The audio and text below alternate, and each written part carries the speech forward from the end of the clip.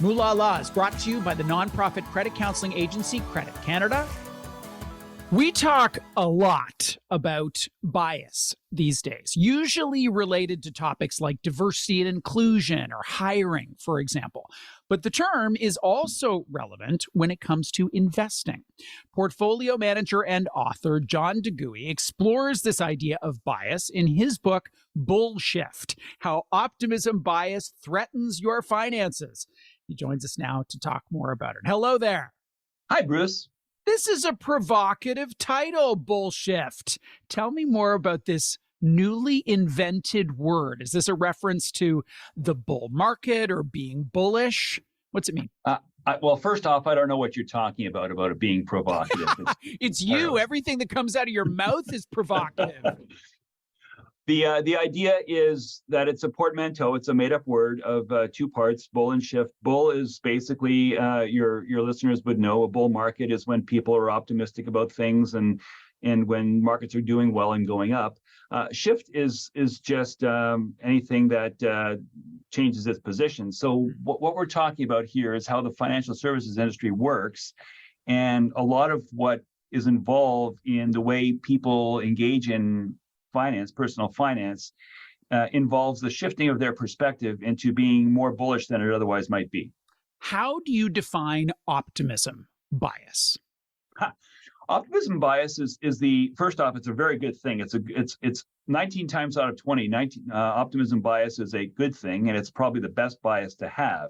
But the definition would be taking a look at situations and assuming the outcome will be fine and that everything will work out, irrespective of what the circumstances actually are. Just the glass is always half full, no matter what.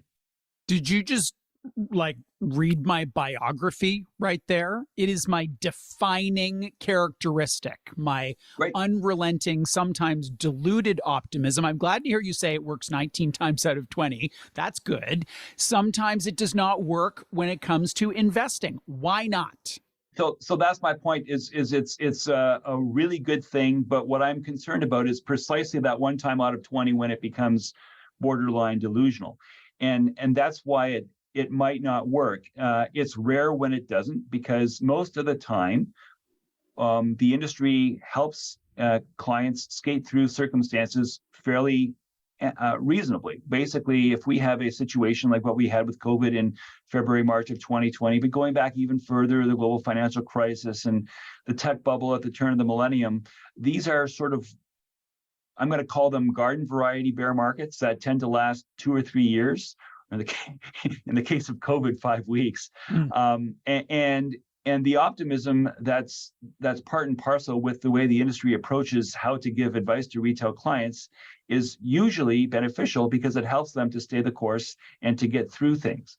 The concern that I have is what if we have something that is completely unlike anything any of us have experienced in our lifetime?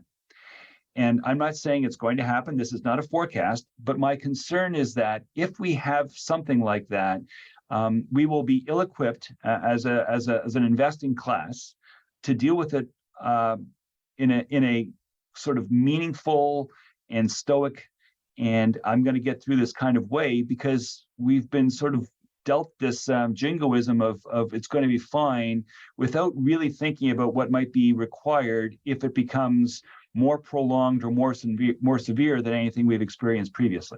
I have been following your work for a long period of time, and you really are a bright light in terms of providing new perspective on topics of the day. How much of the book's thesis is current to your view of what we may see unfold in the decade ahead, and how much is your temperament? Because you really do have a different take, and I'm not going to call you a pessimist, but you have, for a long period of time, raised these concerns. Yeah, I would consider myself an optimist, Bruce, and I only became concerned about market valuations somewhere around maybe about a month and a half or 2 months before we all heard the word COVID at the very, very end of 2019. I would say the book is about 50-50. I'm trying to make the book an evergreen book. There's a full chapter on how people dealt with COVID from a public policy perspective and from an emotional, psychological perspective. So I wanted the book to be current, but I also wanted it to be the sort of thing that can serve as a cautionary tale, because I'm not predicting a drawdown necessarily. I think it's likely, but I'm not going to go so far as to predict it. I'm going to say that it seems to me, as a layperson, I don't want to forecast. I'm not forecasting, but I think it's likely. But at any rate, even if it doesn't happen in 2023, I'm quite certain it will happen at some point. And my concern is that whenever it happens, whatever it looks like, people will be blindsided because they'll say they never saw it coming when they should have known better. Most personal finance books are targeted to individuals, and many take individuals to task for actions they could or should take. You take on financial advisors. Why? Well, because I want the industry to be better, but I really want to be careful that I don't take on financial advisors to be critical of them in terms of their motive.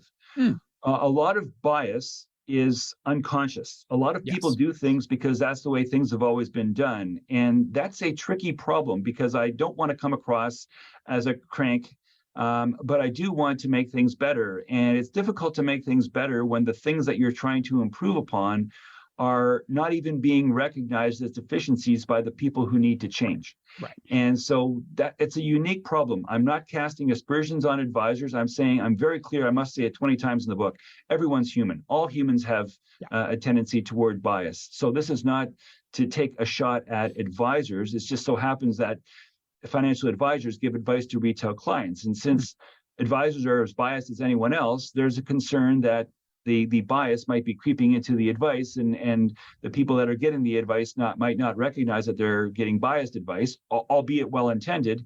And then we have all these different unintended consequences that fall out of that.